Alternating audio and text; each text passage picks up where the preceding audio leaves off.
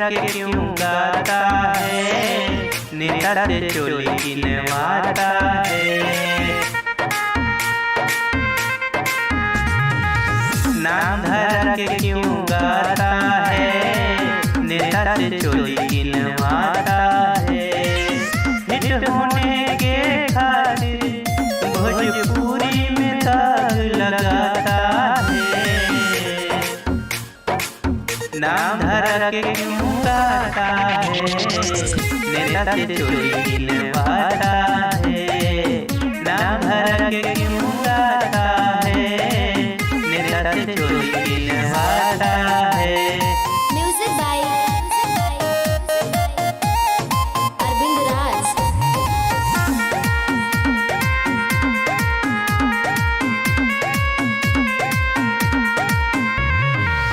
नाम धरा के हिट न होइबा, केतनो लगइबा तू जोरे हो। माई बहिन के कैला होई जग, काहे तू अपने थोर हो। नाम धरा के हिट न होइबा, केतनो लगइबा तू जोरे हो।